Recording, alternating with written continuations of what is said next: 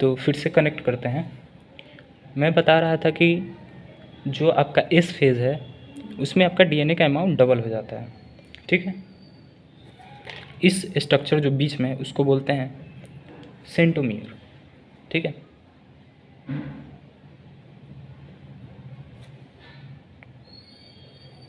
Centromere. और ये जो है आपका क्रोमेटिड सिस्टर्स है। क्या है? Chromatid sisters.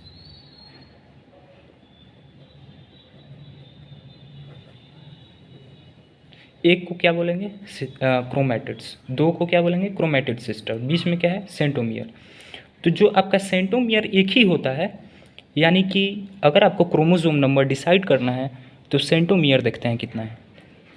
इस फेज़ में क्या होता है कि डीएनए का अमाउंट तो आपका डबल हो जाता है, यानी कि जो डीएनए है वो 2x से 4x हो जाता है, लेकिन जो क्रोमोसोम का नंबर होता है डैट विल सेम, यानी कि एक और पॉइंट लिखिए, सेम क्रोमोसोम्स नंबर। क्रोमोसोम का नंबर क्या होता है? सेम होता है, ठीक है। तो यही था इस फेज़ में कि डीएनए का अमाउंट इसमें डबल हो जाता है, सेंट्रोमियर सेम रहता है, यानी कि क्रोमोसोम का नंबर अगर 23 है तो 23 ही रहेगा, बस डीएनए का अमाउंट डबल हो जाता है, जो कि 2 होता है तो वो 4 हो जाता है। तो आप बस इंटरफेज़ के इस फेज़ में ये याद रखिए कि जो एस फेज़ है वो डीएनए के डबल अमाउंट के लिए फेमस है, बस इतना ही। नीट से यही क्वेश्चन पूछता है, और इस पर क्वेश्चन पूछ सकता है कि सेंट्रोमियर का जो नंबर है सेम है, यानी क्रोमोसोम का नंबर सेम है, ठीक है।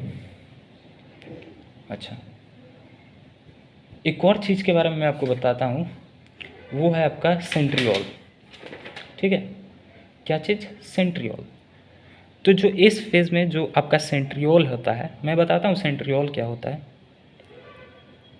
ये स्ट्रक्चर सेंट्रियोल प्लांट सेल्स में नहीं होता है। सेंट्रियोल जो होता है ऐसा ही आपका क्या बोलते हैं, परपेंडिकुलर स्ट्रक्चर होता है। इसके पास कोई मेम्ब्रेन नहीं होता है, आप याद रखिएगा। ये ऐसा सेल ऑर्गेनेली होता है जिसके पास मेम्ब्रेन नहीं होता है, और ये भी रेप्लिकेट करता है किस में? एस फेज़ में। और ये सिर्फ always found in animals. Always क्या? Only found in animals.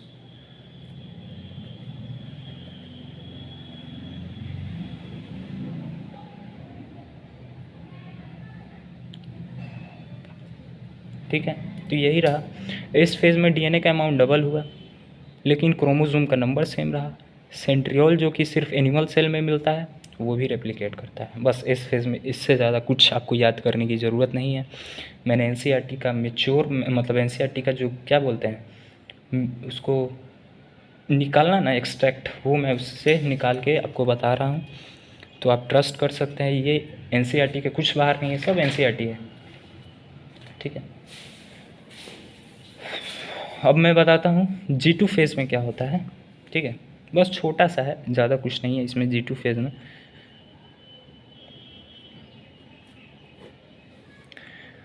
जो इंटरफेज़ का G2 फेज़ है उसमें क्या होता है, इसमें भी प्रोटीन का सिंथेसिस होता है, ठीक है।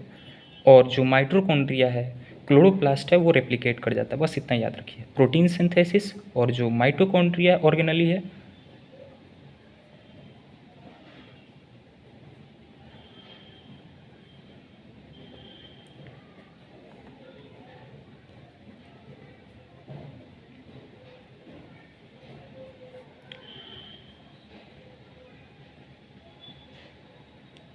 रेप्लिकेट कर जाता है, बस और कुछ याद रखने की ज़रूरत नहीं है, ठीक है।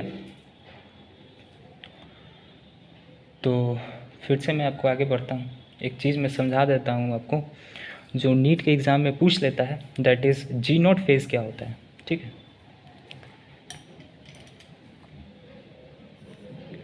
मैं पहले फिगर बना लूँ, उसके बाद आपको समझा दूँगा।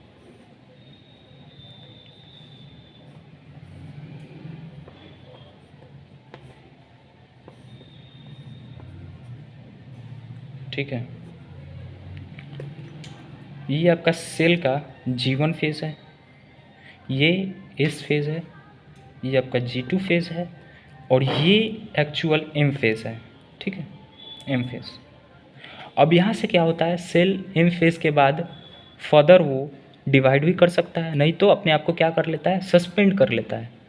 जो सस्पेंड करता है सेल, सस्पेंड सेल यानी रेस्टिंग फेज जिसे बोलते हैं, सस्पेंडेड जिसे हम रेस्टिंग फेज बोलते हैं,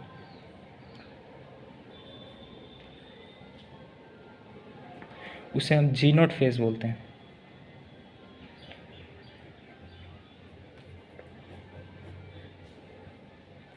और ये जी नॉट फेज किसके लिए होता है, मैंने आपको शुरू में बताया, परमानेंट टिश्यू के लिए। तो आ गया ना, न्यूरॉन्स एंड मसल्स। फिर से एक्सप्लेन कर देता हूँ। ये आपका सेल का जीवन फेज है, समझ में आ रहा है। इंटरफेज का एस फेज होगा, फिर G2 फेज होगा, फिर आपका एक्चुअल एम फेज होता है। तो एम फेज में क्या होता है, सेल, एक सेल से दो सेल बन जाता है एम फेज में। अब जो सेल बना वो हो सकता है डिवीज़न ना करे, फिर आगे हो सकता है डिवीज़न करे। तो जब सेल डिवीज़न नहीं करता है उसे हम सस्पेंडेड बोलते हैं, यानी रेस्टिंग फेज उसे बोलते हैं, और उसे हम रिप्रेजेंट जी नॉट से करते हैं। उसी को हम बोलते हैं सस्पेंडेड सेल साइकिल या रेस्टिंग फेज। और ये आपका इम्पॉर्टेंट है, इससे नीट से प्रीवियस ईयर क्वेश्चन पूछ चुका है। तो यहीं पे आपका इंटरफेस जो है वो समाप्त होता है। इसके बाद हम एम फेज के बारे में पढ़ेंगे कि एक्चुअल डिवीज़न क्या है। ये तो प्रोसेस रहा है जिसमें सेल अपने आप को तैयार कर रहा है, अपने आप को पिजा रहा है ताकि डिवीज़न कर सके, तलवार की तरह पिजा रहा है ताकि अपने आप को डिवीज़न कर सके। ये एम फेज है, और ये सेल का लगभग 95% टाइम टेकन प्रोसेस होता है। डिवीज़न तो तुरंत हो जाता है 5 मिनट में, लेकिन जो आपका जो तैयारी है वो 55 मिनट का होता है। एग्जाम्पल के तौर पे मैं समझा रहा हूँ, ये ऐसा होता है। तो आपका इंटरफेस यहाँ पे कंप्लीट होता है। अब इसके बाद हम जानेंगे एम फेज के बारे में।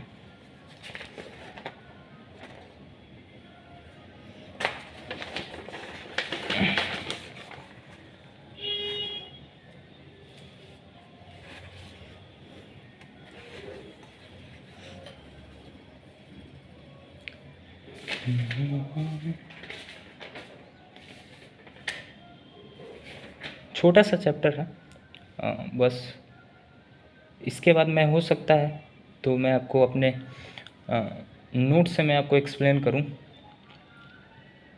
ठीक है।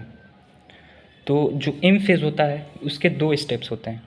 जैसे इंटरफेज के 3 स्टेप्स होते हैं, G1 phase, S phase and G2 phase, उसी तरह एम फेज के भी कितने 2 स्टेप्स होते हैं। पहला कैरियोकाइनेसिस, दूसरा साइटोकाइनेसिस। मैं समझा देता हूँ क्या होता है। एम फेज जो है इंटरफेस की तरह इसमें भी 2 इसके स्टेप्स होते हैं। पहला कैरियोकाइनेसिस, दूसरा साइटोकाइनेसिस, ठीक है। देखिए, कैरियोकाइनेसिस का मतलब होता है डिवीज़न ऑफ न्यूक्लियस। देखिए, अगर सेल है तो सबसे पहले अपना न्यूक्लियस को 2 करता है, 1 से 2 करता है। फिर जब न्यूक्लियस 2 हो जाता है तो सेल भी 2 हो जाते हैं, ठीक है। तो डिवीज़न ऑफ न्यूक्लियस, आपसे कोई बोले कि डिवीज़न ऑफ न्यूक्लियस क्या कहलाता है, तो कैरियोकाइनेसिस, डिवीज़न ऑफ न्यूक्लियस। और division of cell is called cytokinesis.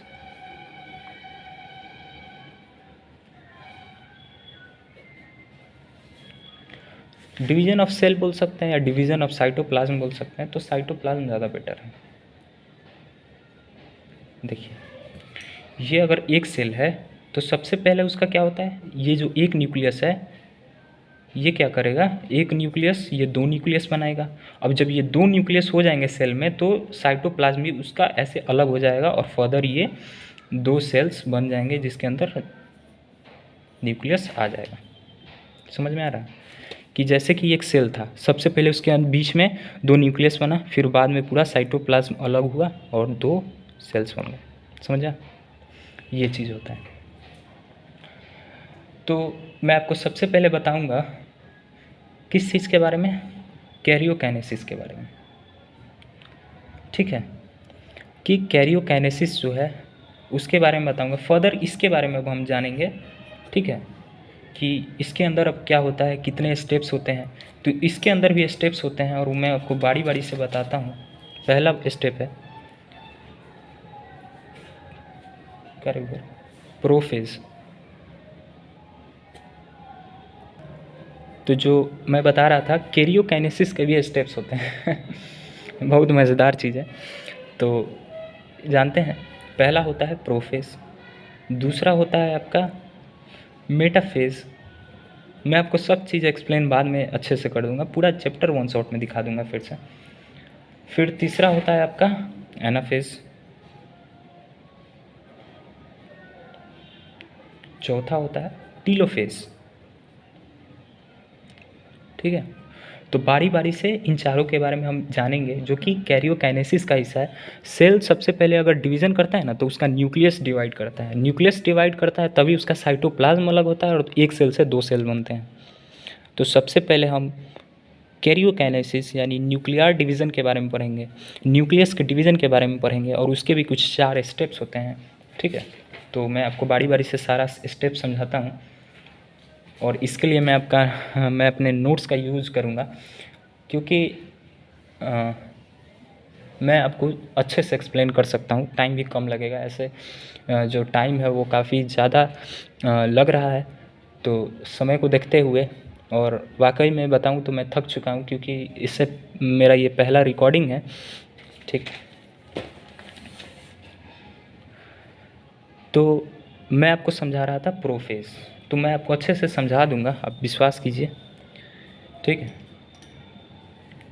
ये रहा सेल, ठीक है। तो प्रोफेज में क्या होता है, और ये रहा आपका न्यूक्लियस। ये क्या है न्यूक्लियस, ये क्या है सेल, ठीक है। तो अब क्या होता है, आपको मैंने बताया था कि डीएनए से क्या बनता है, क्रोमेटिन, और क्रोमेटिन से क्या बनता है, क्रोमोसोम। मैंने आपको पहले समझा दिया है। तो क्या होता है, जो क्रोमोसोम जो है ये कंडेंसेंस होना चालू हो जाता है, यानी कि क्रोमोसोम जो था वो कंडेंस होना चालू कर जाता है। किस में, प्रोफेज में, ठीक है।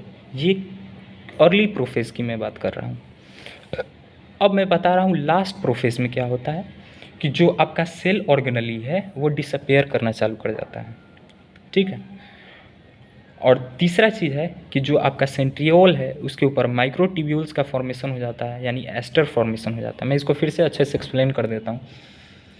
आपका जो प्रोफेज है उसमें क्या होता है, सुनिए आप ध्यान से। मैंने आपको बताया कि डीएनए से क्या बनता है, क्रोमेटिन, क्रोमेटिन से क्या बनता है, क्रोमोसोम। तो आपका जो प्रोफेज है उसमें क्या होता है कि क्रोमोसोम कंडेंसेंस होना चालू हो जाता है। मतलब कि अगर क्रोमोसोम आपका फैला हुआ है तो वो धीरे धीरे सिकुड़ना चालू हो जाता है, मतलब कंडेंसेंस, आप समझ रहे हैं ना। तो ये होना चालू हो जाता है, ये अर्ली प्रोफेज में होता है, ठीक है। और जो सेल ऑर्गेनेलिज होती है वो डिसअपेयर होना चालू हो जाती है। डिसअपेयर मतलब गायब, जैसे कि आपका माइटोकॉन्ड्रिया, क्लोरोप्लास्ट, ये सब क्या है, सेल ऑर्गेनेलिज है। तो ये डिसअपेयर होना चालू कर जाती है। न्यूक्लियर मेम्ब्रेन भी डिसअपेयर होने लगता है, और जो सेंट्रियोल है उसके ऊपर माइक्रोट्यूब्यूल का फॉर्मेशन हो जाता है। और देख सकते हैं आप, जैसे माइक्रोट्यूब्यूल, जैसे ये सेंट्रियोल है आपका, ठीक है। ये आपका क्या है, क्रोमोसोम कंडेंसेंस हो रहा है, न्यूक्लियर मेम्ब्रेन डिसअपेयर हो रहा है, सेल ऑर्गेनेली भी डिसअपेयर हो रहा है, सेंट्रियोल के ऊपर माइक्रोट्यूब्यूल्स बन रहे हैं, और इसी को बोलते हैं एस्टर फॉर्मेशन, ठीक है। आपको समझ में आ गया होगा, मैं आशा करता हूँ। बस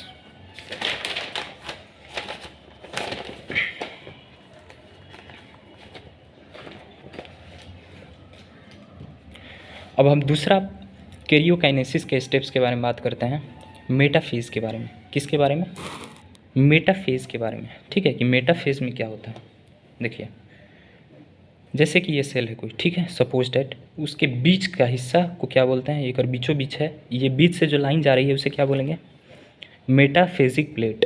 क्या बोलते हैं, मेटाफेजिक प्लेट, ठीक है। तो क्रोमोसोम जो कंडेंसेंस होता है वो मेटाफेजिक प्लेट, यानी सेल के जो बीचों बीच जो लाइन है, इमेजिन लाइन, उसके ऊपर ऐसे ऐसे लाइन कर लेता है। देखिए जैसे कैसे ये लाइन किया हुआ है, देख रहे हैं ना, क्रोमोसोम कैसे वो मेटाफेजिक प्लेट पर लेट गया है एक तरीके से, ठीक है। आपको दिख रहा होगा कैसे ये क्रोमोसोम मेटाफेजिक प्लेट पे लेट गया है, ठीक है। इसलिए नाम इसका मेटाफेज पड़ा है, ठीक है, क्योंकि क्रोमोसोम जो होता है वो मेटाफेजिक प्लेट पे अलाइन कर जाते हैं। ठीक है, और ये अब जो दिख रहे हैं ये सेंट्रियोल रहा आपका, और सेंट्रियोल से क्या निकलता है, स्पिंडल फाइबर, और स्पिंडल फाइबर जाके किससे जुड़ जाता है, सेंटोमियर होता है। देखिए क्या होता है, ये अगर सेंटोमियर है ना, तो सेंटोमियर के ऊपर एक स्ट्रक्चर होता है जिसे काइनेटोकोर बोलते हैं, और इसी के ऊपर स्पिंडल फाइबर अटैच होता है। किसके हेल्प से, स्पिंडल फाइबर जो है वो कहाँ से निकलता है, सेंट्रियोल, और सेंट्रियोल जाके कहाँ अटैच होता है, आपका काइनेटोकोर पे। ठीक है,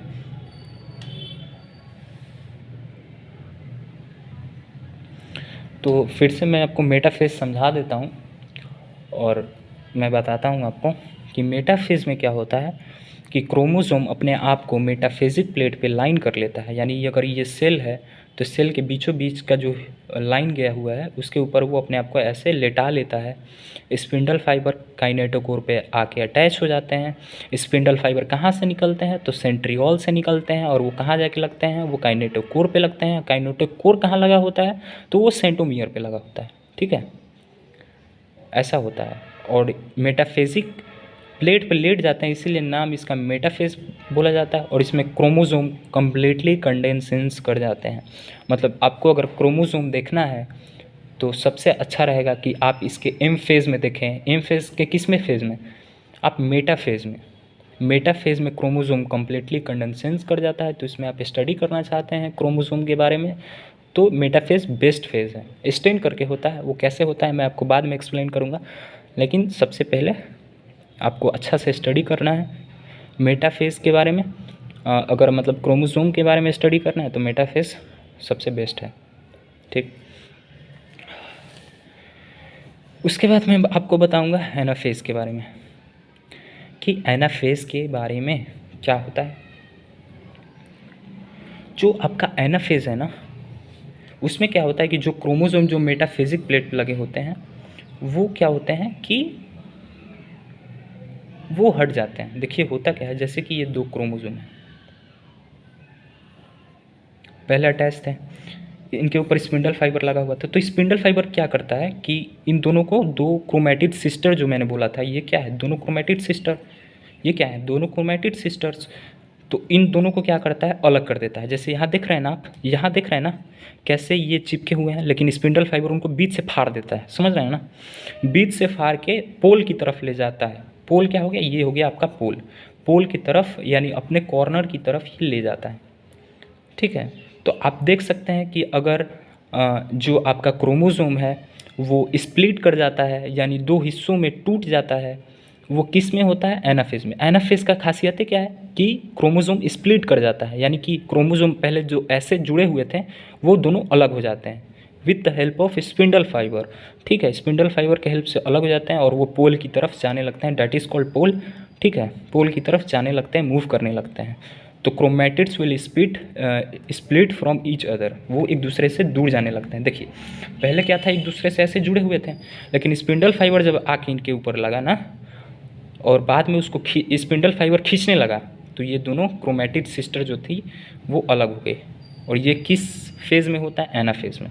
ठीक है, एनाफेज़ में। लास्ट फेज़ की मैं बात करूँगा, उसके बाद आपका कैरियोकाइनेसिस ख़त्म हो जाएगा, that is called telophase, that is called telophase. तो मैं टीलोफेज़ के बारे में मैं आपको बताता हूँ। टीलोफेज़ बिल्कुल उल्टा है आपका प्रोफेज़ के। उसमें हमने पढ़ा था कि जो सेल ऑर्गेनली होती है वो डिसअपेयर होना चालू हो जाती है, इसमें रीअपेयर होना चालू हो जाती है, यानी जो आपका क्लोरोप्लास्ट है, माइटोकॉन्ड्रिया है, वो आपका क्या करता है, फिर से रिपेयर होना चालू हो जाता है, मतलब कि रीअपेयरेंस होने लगता है, दिखने लगता है।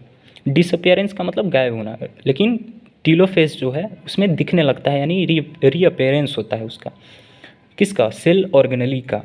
ठीक है, फिर से आपका न्यूक्लियर मेम्ब्रेन बनने लगता है, मतलब बिल्कुल उल्टा प्रोफेज़ के। ठीक है, और इसमें क्या होता है कि देखिए कैसे, अब देखिए ये कैसे देख सकते हैं ना, कैसे पहले सबसे पहले क्रोमोसोम अलग हो गया, क्रोमोसोम जब अलग हो गए तो कैसे देख रहे हैं, साइटोप्लाज्म कब डिवीज़न होना चालू हो रहा है, देख रहे हैं ना,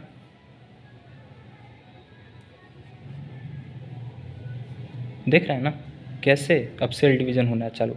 तो टीलोफेज़ जो है प्रोफेज़ का उल्टा है। टीलोफेज में होता क्या है कि जो सेल ऑर्गेनेली है वो फिर से रीअपेयर होने लगती है। अपोजिट ऑफ प्रोफेज होता है, क्रोमोसोम स्टार्ट कंडेंसेंस होने लगता है, और जो क्रोमोसोम जो अलग हुए थे वो अलग हो जाते हैं। फिर साइटोप्लाज्म धीरे धीरे दिख रहा है ना कैसे अब सेल डिवीज़न हो रहा है। जैसे कि आपको मैं अच्छा से यहाँ दिखा देता हूँ कि मैं आपको अच्छा से यहाँ दिखाता हूँ वाकई टीलोफेज में हो क्या रहा है। ये ज़रूरी है कि जैसे कि सबसे पहले क्या हुआ कि ये क्रोमोसोम अलग हो गया, ठीक है, यहाँ अपने पोल्स के पास आ गया। अब क्या हो रहा है कि ये बीच से डिवाइड होना चालू हो रहा है, ठीक है, तभी तो दो बनेगा ना। देखिए जैसे कि ये अब यहाँ से कट जाएगा और दो नए सेल्स बन जाएंगे। तो टीलोफेज में होता क्या है कि सेल ऑर्गेनेली आपका रीअपेयर हो जाता है, और ये प्रोफेज का उल्टा होता है, और जो क्रोमोसोम है वो अपोजिट पोल के पास चले जाते हैं। अब सिर्फ क्या होगा, साइटोप्लाज्म का डिवीज़न होगा और आपका नया सेल बन जाएगा। तो ये आपका कैरियोकाइनेसिस हुआ यहाँ ख़त्म। कैरियोकाइनेसिस यहाँ ख़त्म हुआ, यानी कि जो न्यूक्लियर मेम्ब्रेन का डिवीज़न था ख़त्म हो गया। अब क्या हुआ कि जो न्यूक्लियर मेम्ब्रेन डिसअपेयर जो प्रोफेज में हुआ था, क्रोमोसोम तो ससुरा अलग होकर पोल के पास आ गया। अब इसके ऊपर क्या होगा, न्यूक्लियर मेम्ब्रेन बन जाएगा। यहाँ भी न्यूक्लियर मेम्ब्रेन बन जाएगा, यहाँ भी न्यूक्लियर मेम्ब्रेन बन जाएगा। अब सेल डिवीज़न होने की बारी है, ठीक है। बस अब कैरियोकाइनेसिस समाप्त होता है। यहाँ हम चालू करेंगे साइटोकाइनेसिस। क्या चालू करेंगे, साइटोकाइनेसिस, ठीक है। तो चालू करते हैं साइटोकाइनेसिस।